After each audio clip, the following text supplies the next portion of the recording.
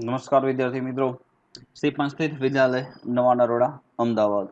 વિદ્યાર્થી મિત્રો, ગયા લેક્ચરની અંદર આપણે ચર્ચા કરી પરમાણ્વીય દળ, આણ્વીય દળ, મોલ સંકલ્પના, સરેરાશ આણ્વીય દળ. ઓકે, અને હવે આપણે ચર્ચા કરીશું બંધારણીય તત્વોની ટકાવારી અને એનું આણ્વીય સૂત્ર કઈ રીતે તૈયાર કરવું. તો જે અણુસૂત્ર આપણને આપેલું છે એની અંદર આવેલા તત્વોનું ટકાવાર પ્રમાણ કેટલું છે, કેટલા ટકામાં તે ત્યાં આગળ સૂત્રની અંદર હાજર છે એના માટેનું કેલ્ક્યુલેશન જોઈએ. બંધારણીય તત્વોની ટકાવારી બે કે તેથી વધુ તત્વોથી સંયોજન બનેલું હોય ત્યારે સંયોજનમાં રહેલા તત્વોનું પ્રમાણ તેમના દળના ચોક્કસ પ્રમાણમાં હોય છે. જેવી રીતે આપણે આગળ ચર્ચા કરી ગયા નિશ્ચિત સંરચનાનો નિયમ કે આપણે જોસેફ પ્રાઉસ દ્વારા તૈયાર કરેલ ક્યુપ્રિક કાર્બોનેટ CuCO3 ની અંદર કાર્બન, કોપર અને ઓક્સિજનનું જે ટકાવાર પ્રમાણ જોયું હતું એ ટકાવાર પ્રમાણ આવી રીતે શોધી શકાય છે. હવે કોઈ પણ અણુસૂત્ર આપેલું હોય તો એ અણુસૂત્ર સંયોજનની અંદર એ જે તે તત્વોનું ટકાવાર પ્રમાણ આપણે ગણી શકીએ છીએ. જો સંયોજનનું આણ્વીય સૂત્ર જાણતા હોઈએ તો તેનું ટકાવાર દળ ગણી શકાય. આથી ઉલટું, જો સંયોજનમાં રહેલા તત્વોનું ટકાવાર દળ જાણતા હોઈએ તો તેના પરથી સંયોજનનું અણુસૂત્ર પણ નક્કી કરી શકાય છે. તત્વોનું ટકાવાર દળ શોધવા માટેનું સૂત્ર સંયોજનમાં રહેલા તત્વોનું દળ ભાગ્યા સંયોજનનું આણ્વીય દળ ગુણ્યા 100. સૂત્ર ફરી એક વખત જોઈએ. તત્વોનું ટકાવાર દળ ઇઝ ઇક્વલ ટુ સંયોજનમાં રહેલા જે તે તત્વોનું દળ ગુણ્યા 100 ભાગ્યા સંયોજનનું આણ્વીય દળ. અહીં આપણે ઉદાહરણ તરીકે લઈએ છીએ પાણી H2O માં રહેલા દરેક તત્વોનો ટકાવાર દળ ગણો. તો સૌપ્રથમ આપણે જાણી લઈએ કે H2O ની અંદર બે જ તત્વો છે, એક હાઇડ્રોજન, બીજો ઓક્સિજન. તો સૌપ્રથમ જે અણુસૂત્ર આપેલું હોય, જે સંયોજન આપેલું હોય એનું આણ્વીય દળ શોધી દેવું. અહીં H2O નું આણ્વીય દળ 18 ગ્રામ પ્રતિ મોલ અથવા 18 ગ્રામ ઇન્ટુ મોલ ઇનવર્સ છે. હવે હાઇડ્રોજનનું ટકાવાર દળ શોધવું છે તો હાઇડ્રોજનની પરમાણુની સંખ્યા ગુણ્યા તેનું પરમાણ્વીય દળ ભાગ્યા આણ્વીય દળ 18 ગુણ્યા 100. એટલે હાઇડ્રોજન પરમાણુની સંખ્યા અહીંયા કેટલી છે? 2 છે. ઓક્સિજન પરમાણુની સંખ્યા કેટલી છે? 1 છે. ભાગ્યા આણ્વીય દળ 18 ગુણ્યા 100. આન્સર આવશે 11.11%, 11.11%. એવી જ રીતે ઓક્સિજનનું ટકાવાર દળ શોધવું છે તો ઓક્સિજન પરમાણુની સંખ્યા કેટલી છે? 1 અને ઓક્સિજનનું પરમાણ્વીય દળ છે 16 ભાગ્યા પાણીનો આણ્વીય દળ 18 ગુણ્યા 100, એટલે 88.89. છેલ્લે આપણે ભણેલા છે કે કોઈ પણ દાખલાની કેલ્ક્યુલેશન કરે છેલ્લે તાળો મેળવવો એનો મતલબ આપણે જે જવાબ લાયા છીએ, જે દાખલો ગણ્યો છે એ સાચો છે કે કેમ. કંઈ જે તે તત્વ હોય એનું જે ટકાવાર પ્રમાણ આવે એનો સરવાળો કરી જોવાનો. જો સરવાળો 100 કે 100 ની નજીક કે 99.99, 99.98 નજીકમાં થાય છે તો આપણો જવાબ સાચો છે તેમ કહી શકાય. આવા જ કેટલાક ઉદાહરણો જોઈએ. બીજા ઇથેનોલ C2H5OH માં રહેલા દરેક તત્વનું દળ પ્રમાણ શોધો. તો સૌપ્રથમ આપણે ઇથેનોલનું આણ્વીય દળ શોધવું પડે. કાર્બનની સંખ્યા કેટલી છે? 2 અને એક કાર્બનનો પરમાણ્વીય દળ થશે 12, એટલે 2 કૌંસમાં 12 એટલે કે 2 ગુણ્યા 12 પ્લસ હાઇડ્રોજન ટોટલ કેટલા છે સૂત્રમાં જોઈ શકાય છે 6 છે, એટલા માટે 6 લખ્યા છે, એટલે 6 × 1 પ્લસ ઓક્સિજન એક જ છે એટલે 1 ગુણ્યા 16, એટલે 24 પ્લસ 6 પ્લસ 16 બરાબર 46 ગ્રામ ઇન્ટુ મોલ ઇનવર્સ. તો ઇથેનોલનો આણ્વીય દળ મળી ગયો આપણને 46 ગ્રામ ઇન્ટુ મોલ ઇનવર્સ.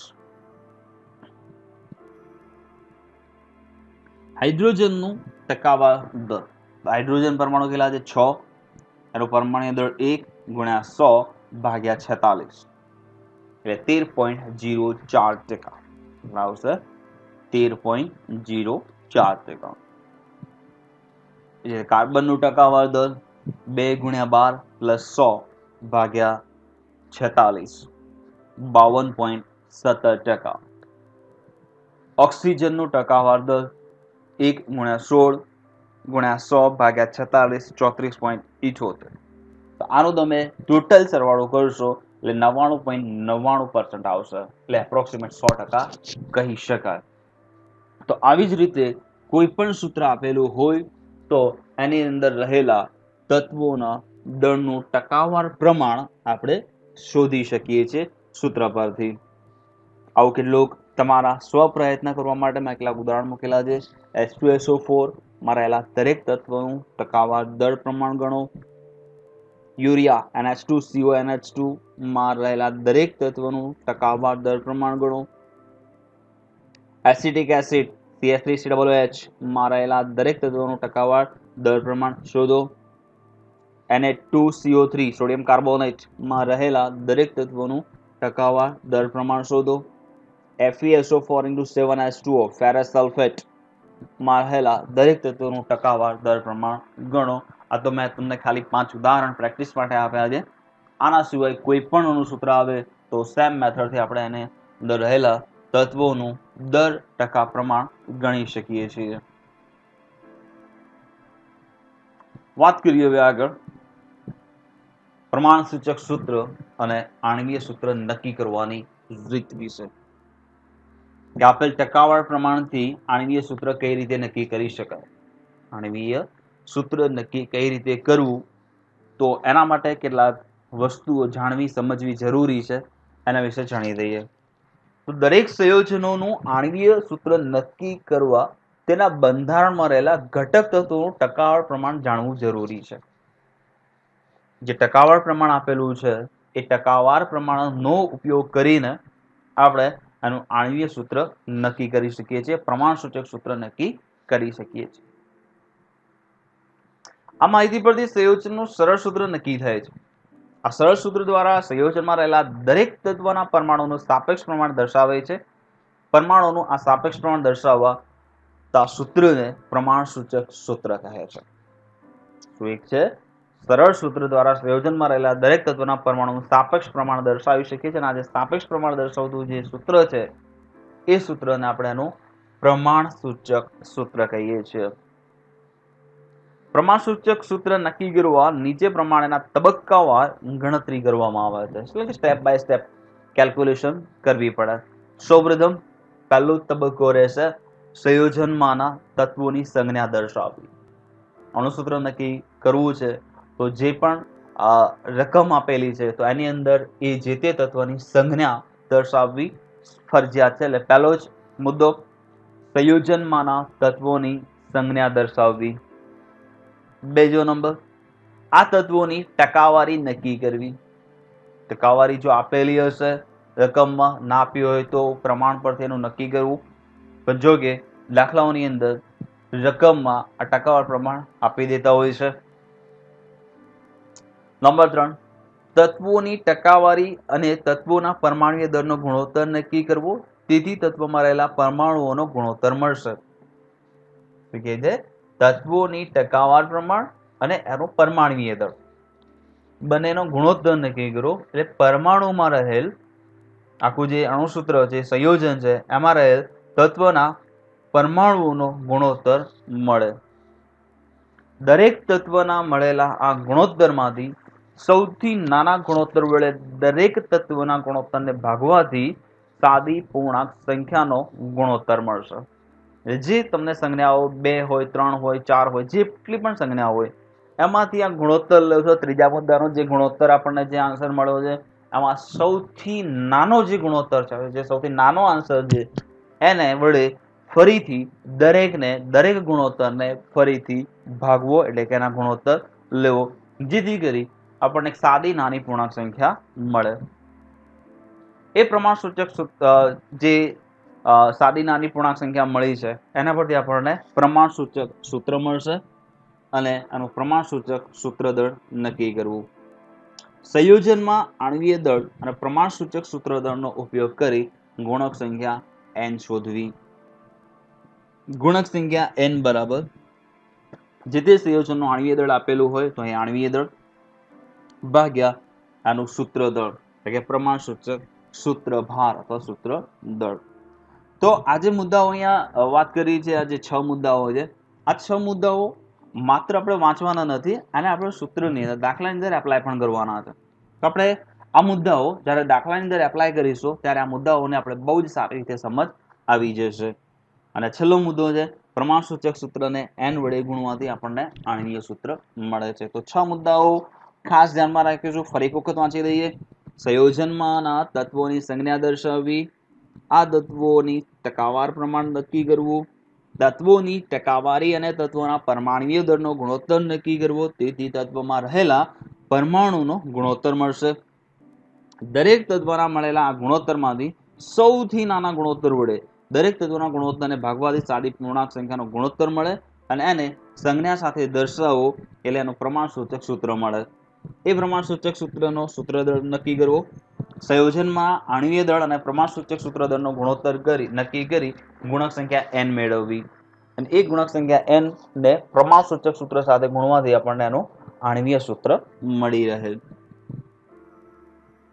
આણ્વીય સૂત્ર બરાબર n ગુણ્યા પ્રમાણસૂચક સૂત્ર.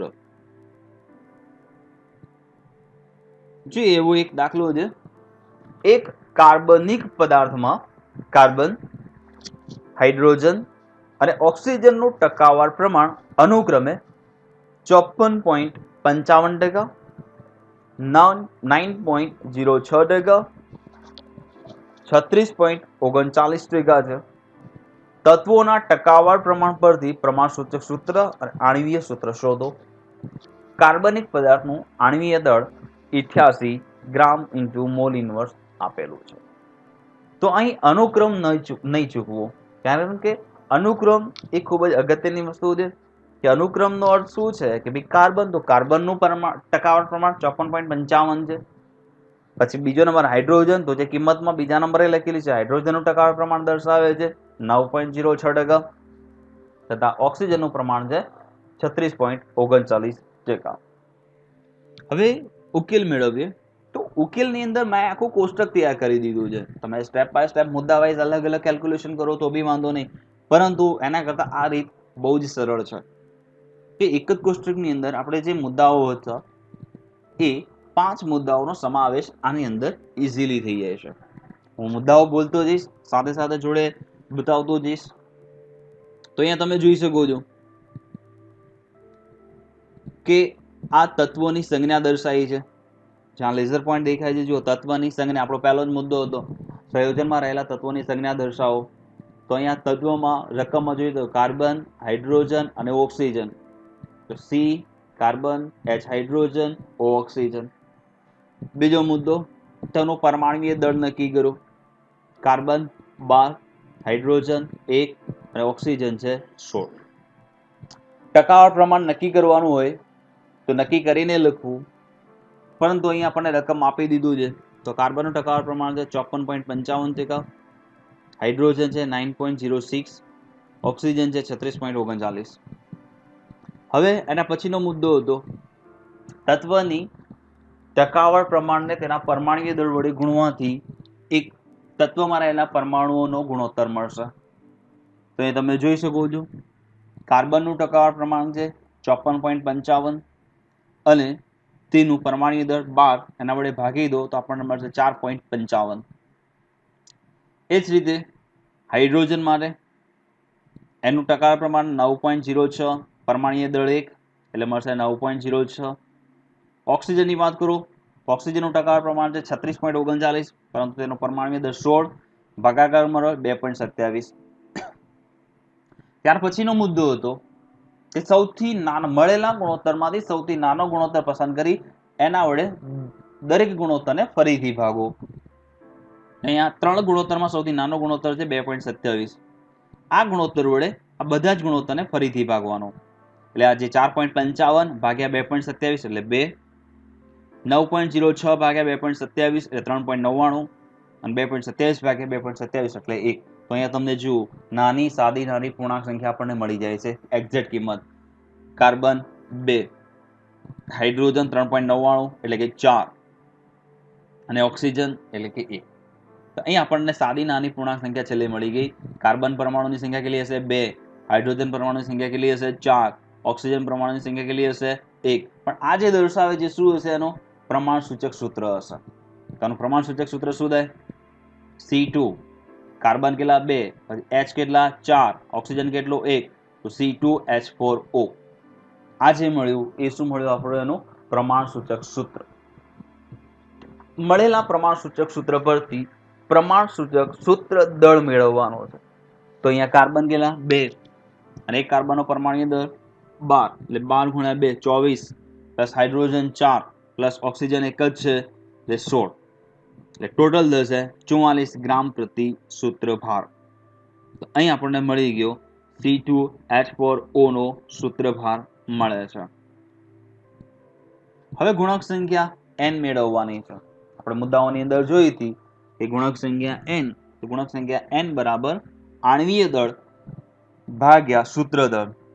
આણ્વીય દળ ભાગ્યા સૂત્ર દળ બરાબર આણ્વીય દળ રકમમાં આપેલું છે આપણને 88 ડિવાઇડ બાય સૂત્ર દળ આવ્યું 44 એટલે ગુણક સંખ્યા મળી n અને અણુસૂત્ર 2 ગુણ્યા પ્રમાણસૂચક સૂત્ર એટલે n ગુણ્યા પ્રમાણસૂચક સૂત્ર. ગુણક સંખ્યા જે પણ આવી હોય એને પ્રમાણસૂચક સૂત્ર સાથે ગુણાકારમાં લઈ લેવી. એટલે 2 ગુણ્યા C2H4O એટલે આપણને અણુસૂત્ર મળશે C2H8O2. તો આપણો આખો દાખલો જે મુદ્દાઓ ડિવાઇડેશન કર્યા હતા એ મુદ્દાઓને એક જ કોષ્ટકમાં આપણે આવી રીતે સારી રીતે ગોઠવી શકીએ, જેથી કરી આપણો દાખલો પણ સરળ થઈ જાય અને ટાઈમ પણ બચે. આવો જ એક બીજો દાખલો છે, એ પણ જોઈએ આપણે. એક સંયોજન 4.07% હાઇડ્રોજન, 24.47% કાર્બન અને 71.65% ક્લોરીન ધરાવે છે. તેનું મોલર દળ 98.96 ગ્રામ છે. તેના પ્રમાણસૂચક અને સૂત્ર અને આણ્વીય સૂત્રો શું હશે? આણુ સૂત્ર નક્કી કરવાનું છે, પ્રમાણસૂચક સૂત્ર પણ નક્કી કરવાનું છે. તો જેવી રીતે આપણે આગળના દાખલાની અંદર જોયું છે એવું કોષ્ટક તૈયાર કરી દીધું, એવું જ કોષ્ટક આપણે ફરીથી તૈયાર કરી દઈએ. તો અહીંયા પણ તમે જોઈ શકો છો, સૌપ્રથમ આપણે પહેલો જ મુદ્દો તત્વની સંજ્ઞા દર્શાવવાની રહેશે. તો તત્વની સંજ્ઞા તમે જુઓ, કાર્બન છે, હાઇડ્રોજન છે અને ક્લોરીન છે. કાર્બન, હાઇડ્રોજન અને ક્લોરીન. કાર્બનનો પરમાણુ દળ 12, હાઇડ્રોજન 1 અને ક્લોરીનનું પરમાણુ દળ થશે 35.5. ટકાવાળ પ્રમાણ લખી દઈએ. કાર્બનનું ટકાવાળ છે 24.47, હાઇડ્રોજન 4.07 અને ક્લોરીન 71.65. ત્યાર પછી પરમાણુનો ગુણોત્તર દર્શાવવાનો રહેશે. તો ગુણોત્તરમાં જે તે ટકાવાળ પ્રમાણ ગુણ્યા તેનું ભાગ્યા તેનું પરમાણુય દળ. તો 24.47 ભાગ્યા 12 એટલે 2.01, 4.07 ભાગ્યા 1 એટલે 4.07 અને 71.65 ભાગ્યા 35.5 એટલે 2.01. તો અહીંયા નાનામાં નાનો ગુણોત્તર તમે જુઓ 2.01 છે, જે 2 વખત છે. તો એને 2.01 વડે દરેક ગુણોત્તરને ફરીથી ભાગો એટલે જેથી કરી આપણે સાદી પૂર્ણાંક સંખ્યાનો ગુણોત્તર મળે. 2.01 ભાગ્યા 2.01 એટલે 1, 4.07 ભાગ્યા 2.01 એટલે 2.02, 2.01 ભાગ્યા 2.01 એટલે 1. એટલે સાદી પૂર્ણાંક સંખ્યા 1, 2 અને 1 મળી ગઈ. તો કાર્બન કેટલા હશે? 1, હાઇડ્રોજન કેટલા હશે? 2 અને ક્લોરીન પરમાણુ કેટલો હશે? તો 1. આના પરથી પ્રમાણસૂચક સૂત્ર શું બને? CH2Cl. શું મળશે? CH2Cl. જેનું સૂત્ર દળ કેટલું થશે? તો કાર્બન 1 જ છે એટલે 12, હાઇડ્રોજન 2 પ્લસ ક્લોરીન 35.5 બરાબર 49.5 ગ્રામ ઇન્ટુ સૂત્ર ભાર ઇનવર્સ. ગુણક સંખ્યા n બરાબર આણ્વીય દળ ભાગ્યા સૂત્ર દળ. આણ્વીય દળ રકમ આપી દીધું છે 98.96 ભાગ્યા સૂત્ર દળ આવ્યું 49.5 બરાબર 1.99 એટલે એપ્રોક્સિમેટ 2. તો અણુસૂત્ર કેટલું મળશે? 2 ગુણ્યા પ્રમાણસૂચક સૂત્ર.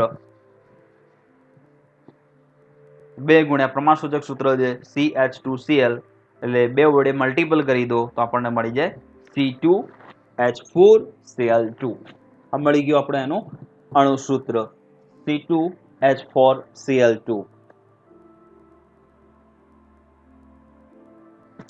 એક દાખલો એક્સ્ટ્રા બીજો છે, એક કાર્બનિક પદાર્થમાં કાર્બન, હાઇડ્રોજન, નાઇટ્રોજન અને ઓક્સિજન, જો અહીંયા 4 સંજ્ઞાઓ આપેલી છે, મતલબ કે 4 પરમાણુઓ છે, કાર્બન, હાઇડ્રોજન, નાઇટ્રોજન અને ઓક્સિજન નું ટકાવાર પ્રમાણ અનુક્રમે 62.07%, 10.34%, 14% અને 13.59% છે. તત્વોના ટકાવાર પ્રમાણ પરથી પ્રમાણસૂચક સૂત્ર અને આણ્વીય સૂત્ર શોધો. કાર્બનિક પદાર્થનું આણ્વીય દળ 114 ગ્રામ ઇન્ટુ મોલ ઇનવર્સ છે. જોઈએ ઉકેલ. તો કોષ્ટક આપણે આગળ જે રીતે તૈયાર કર્યું હતું એવું જ કોષ્ટક તૈયાર કરી દઈએ. તત્વની સંજ્ઞા 4 તત્વો છે, કાર્બન, હાઇડ્રોજન, નાઇટ્રોજન અને ઓક્સિજન. દરેકનું પરમાણુય દળ લખી દઈએ આપણે. કાર્બન 12, હાઇડ્રોજન 1, નાઇટ્રોજન 14 અને ઓક્સિજન 16. ટકાવાર પ્રમાણ દર્શાવી દઈએ. કાર્બનનું ટકાવાર પ્રમાણ છે 62.07, હાઇડ્રોજનનું ટકાવાર પ્રમાણ 10.34, નાઇટ્રોજન 14, ઓક્સિજન 13.59. પછી જે રીતે આગળના 2 દાખલાઓની અંદર વાત કરી બસ એવી જ રીતે જે તે ટકાવાર પ્રમાણ અને તેના પરમાણુય દળનો ગુણોત્તર.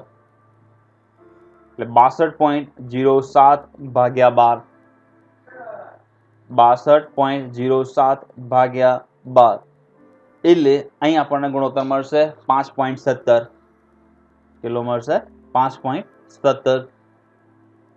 પછી હાઇડ્રોજન માટે 10.34/1 એટલે 10.34. નાઇટ્રોજન માટે લઈએ તો 14/14 એટલે 1 અને ઓક્સિજન માટે લઈએ ટકાવાર પ્રમાણ 13.59 ભાગ્યા પરમાણુય દળ 16 એટલે 0.849. અહીં સૌથી નાનામાં નાનો ગુણોત્તર છે ઓક્સિજનનો 0.849. આ સંખ્યા વડે દરેકને પાછું ફરીથી વડે ગુણોત્તર લો એટલે 5.17 ભાગ્યા 0.849 એટલે 6.05, 10.34 ભાગ્યા 0.849 12.17, 1 ભાગ્યા 0.849 એટલે 1.17, 0.849 ભાગ્યા 0.849 એટલે 1. તો પૂર્ણાંક સંખ્યામાં જુઓ 6.05 એટલે એક્ઝેક્ટ વેલ્યુ લઈએ હોય તો આપણે 5, 12.17 એટલે 12, 1.17 એટલે 1 અને 1 એટલે 1. આનું પ્રમાણસૂચક સૂત્ર શું થશે? C6H12NO. Carbon 6, hydrogen 12, nitrogen 1, oxygen 1 એટલે C6H12NO મળે. તેનું સૂત્ર દર કાર્બનનું ગુણોત્તર 12 × 6 એટલે કે 6 × 12, હાઇડ્રોજન 12 × 1, નાઇટ્રોજન 1 × 14, ઓક્સિજન 1 × 16, ટોટલ થશે 114 ગ્રામ. શું થશે? 114 ગ્રામ ઇન્ટુ સૂત્રભાર ઇનવર્સ. ગુણક સંખ્યા આણ્વીય દળ ભાગ્યા સૂત્ર દળ. આણ્વીય દળ 114 આપ્યું છે, અહીં સૂત્ર દળ પણ આપણને 114 જ મળે છે એટલે ગુણોત્તર થશે 1. અણુસૂત્ર 1 ગુણ્યા પ્રમાણસૂચક સૂત્ર એટલે એનું એ જ રહેશે. વિદ્યાર્થી મિત્રો એ ધ્યાન રાખીશું, અહીંયા ભૂલથી 2 લખાયેલા છે પણ અહીંયા 1 જ રહેશે એટલે અણુસૂત્ર એનું એ જ મળશે આપણને 1 ગુણ્યા પ્રમાણસૂચક સૂત્ર C6H12NO. ઓકે, તો અમે તમને 3 દાખલાઓ બહુ જ સરળ રીતે સમજાવવાનો પ્રયત્ન કર્યો છે. આઈ એમ શ્યોર કે તમને ખ્યાલ આવી ગયો હશે અને બહુ સરળ મેથડ છે. આનાથી સરળ મેથડ કદાચ ના હોઈ શકે પણ બહુ ઇઝીલી તમને ખબર પડી જાય તેવી રીતે કોષ્ટક તૈયાર કર્યું છે અને બહુ જ મોટા મોટા દાખલા આ નાના કોષ્ટકની અંદર સરળતાથી ગણી શકાય છે. વાત કરવી રાસાયણિક પ્રક્રિયકોની તત્વયોગમિતીય અને આની ગણતરી વિશેની. તો તત્વયોગમિતિનો અર્થ શું છે? તો તત્વયોગમિતિનો અર્થ તત્વોની યોગ્ય રીતે વહેંચણી એવો થાય છે. તત્વોની યોગ્ય રીતે વહેંચણી.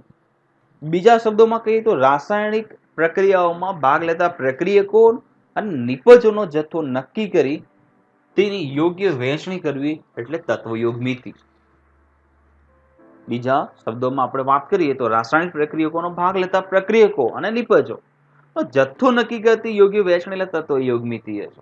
આપણે આગળ ડાલ્ટનને વાત કરી હતી કે ભાઈ દ્રવ્યનું સર્જન કે વિનાશ શક્ય નથી, માત્ર તેની શું જરૂરી છે? ફેર ગોઠવણી જ શક્ય છે.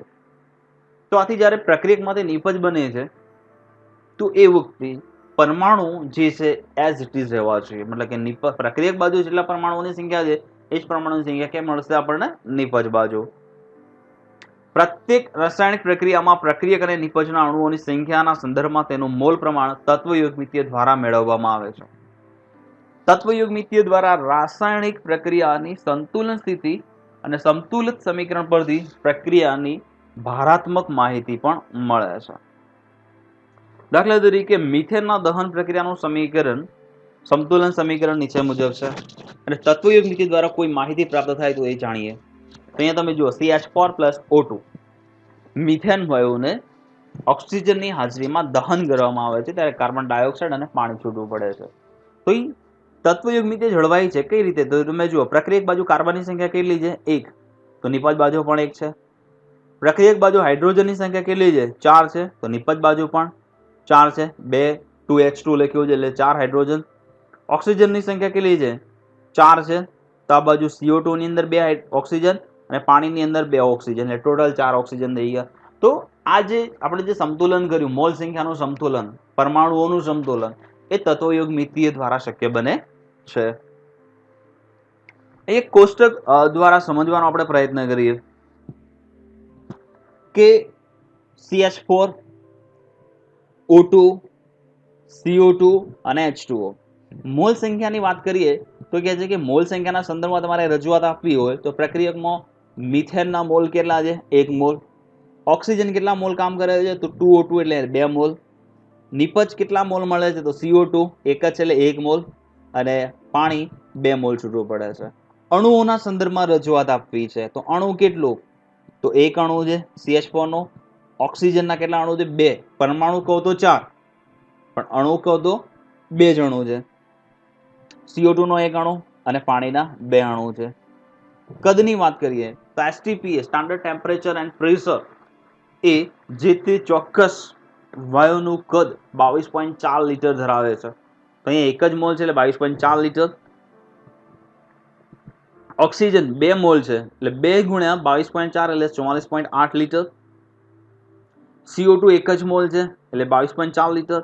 પાણી કેટલા મોલ છે? 2 મોલ છે એટલે 2 ગુણ્યા 22.4 એટલે 44.8 લીટર થશે. દળની વાત કરીએ મિથેનનું દળ કેટલું છે? 16 ગ્રામ. ઓક્સિજનનું ટોટલ કેટલું થશે? 64 ગ્રામ. કારણ કે O2 એટલે 32 અને એવા બે અણુઓ છે એટલે 32 ગુણ્યા 2 એટલે 64 ગ્રામ.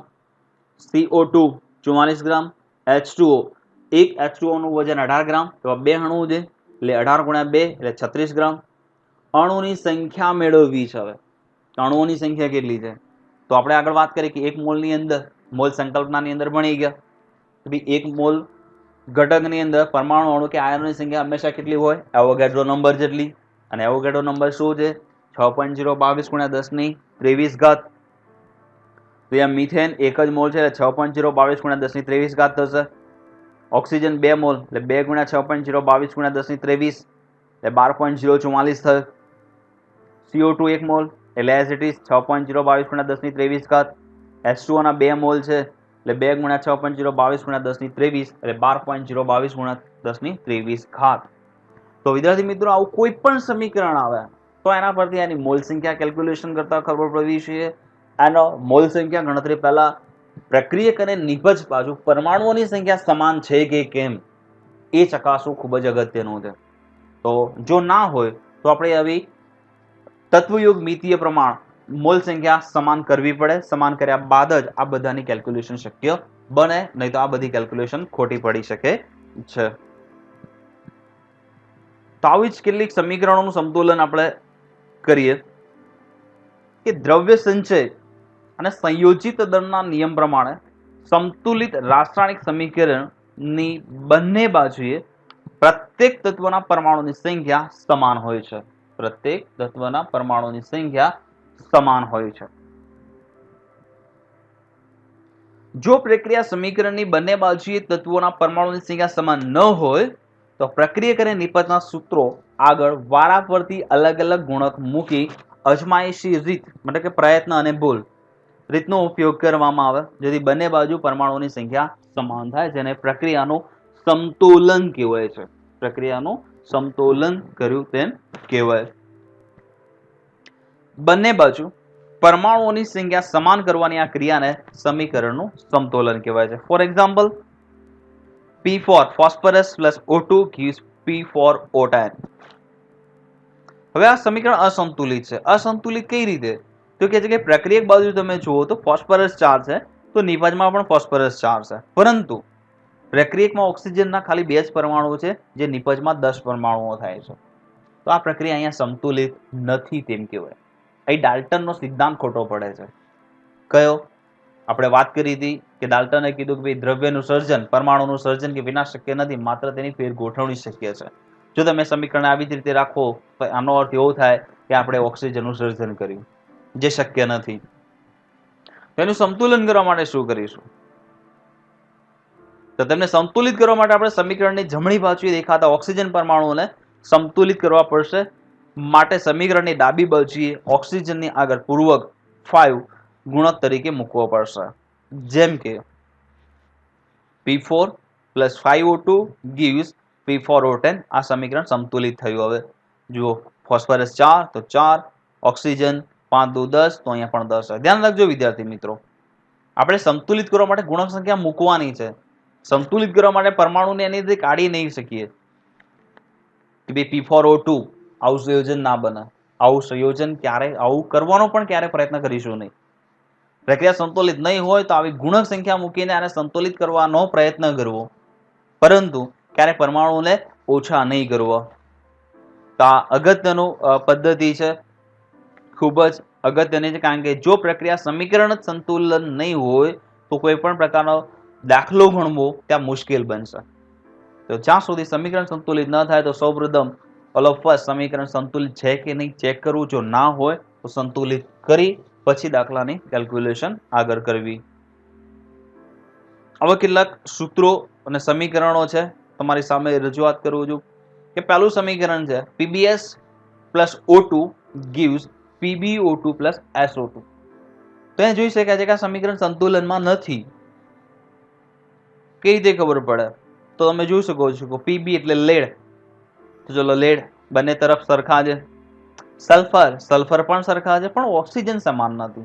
ઓક્સિજન જમણી બાજુ એટલે કે પ્રક્રિયક બાજુ 2 છે, ત્યારે નિપજ બાજુ 3 છે. તો આ પ્રક્રિયા અસંતુલિત છે. તો આ પ્રક્રિયાને હવે સંતુલિત કરવી પડે. તો સંતુલિત જવાબ અહીંયા તમારી સામે જોઈ શકાય છે. અહીંયા મેં ડાયરેક્ટ સીધું સંતુલન કરીને મૂક્યું છે, પરંતુ તમારા પ્રેક્ટિસ કરવા માટે જુદા જુદા સમીકરણોનો ઉપયોગ કરી અને અજમાયશી પદ્ધતિનો ઉપયોગ કરવો. તો જુઓ, અહીં ઓક્સિજન આગળ હું 3 મૂકું છું, 3 વડે ગુણક લઉં છું, 3 દુની 6 ઓક્સિજન થઈ ગયા, જ્યારે નિપજ બાજુ માત્ર કેટલા હતા? 3 જ હતા. અહીંયા 6 થઈ ગયા. તો અહીંયા મારે 6 કરવા માટે સમીકરણ આવી રીતે ગુણાત્મક મૂકવું પડશે. 2 PbS plus 3O2 is 2 PbO plus 2 SO2. તો હવે તમે જોઈ શકો છો લેડ કેટલા થયા? 2, તો આ બાજુ પણ 2 છે. સલ્ફર 2, તો નિપજ બાજુ પણ 2 છે. ઓક્સિજન 6, તો અહીંયા 2 દુ 4, 4 ને 2 6 ઓક્સિજન થઈ જાય છે. બીજું સમીકરણ છે Pb3O4 plus 4HNO3 gives PbNO3 twice plus PbO2 plus H2O. અહીં પણ આ પ્રક્રિયા સંતુલનમાં નથી, કારણ કે અહીંયા લેડના 3 પરમાણુ છે, જ્યારે નિપજ બાજુ 2 જ છે. ઓક્સિજન જોઈ શકો છો, ઓક્સિજન 4 તરી 12, 12 ને 4 16 છે, જ્યારે અહીંયા 3 દુ 6, 6 ને 3 9 જ ઓક્સિજન છે. તો આ બધાનું સંતુલન આવી રીતે કરી શકાય. Pb3O4 plus 4HNO3 gives 2 PbNO3 twice lead nitrate plus PbO2 plus 2 H2O. ત્રીજું ઉદાહરણ, calcium phosphate Ca3PO4 twice plus H2SO4 gives calcium hypophosphate CaH2PO4 twice plus CaSO4. આને સંતુલિત કરો. તો આવી રીતે H2SO4 ની આગળ 2 મુકાશે અને CaSO4 ની આગળ પણ 2 મુકાશે. Next Cu2S plus O2 gives Cu2O plus SO2. આનું સંતુલન આવી રીતે 2Cu2S plus 3O2 gives 3Cuo plus 2SO2. છેલ્લું સમીકરણ MnO2 plus KOH plus O2 gives K2MnO4 plus H2O. આનું સંતુલન 2MnO2 plus 4KOH plus O2 gives 2K2MnO4 plus 2H2O. અજમાયશી પદ્ધતિ એટલે એવું કે પહેલા આપણે કોઈ સમીકરણને પસંદ કરીએ, એની અંદર કિંમત મૂકીએ, ગુણક મૂકીએ અને જો પરમાણુ સંખ્યા સંતુલિત નથી થતો તો આપણે એને નીકાળી પાછી ફરીથી કોઈ બીજો ગુણક તરીકે મૂકીએ. તો આ જે અજમાયશી પદ્ધતિ છે, જ્યાં સુધી પ્રક્રિયા સમીકરણ સંતુલન ન થાય ત્યાં સુધી કરવી પડે અને પ્રક્રિયા સમીકરણ જ્યારે સંતુલન થાય ત્યારે જ આગળ કોઈ મેથડ મતલબ કે દાખલાની કેલ્ક્યુલેશન હોય તો આગળ દાખલાની સમીકરણની કેલ્ક્યુલેશન કરી શકાય છે. તો આ લેક્ચરમાં વિદ્યાર્થી મિત્રો આટલે સુધી, નવું લેક્ચર આગળ વખતે.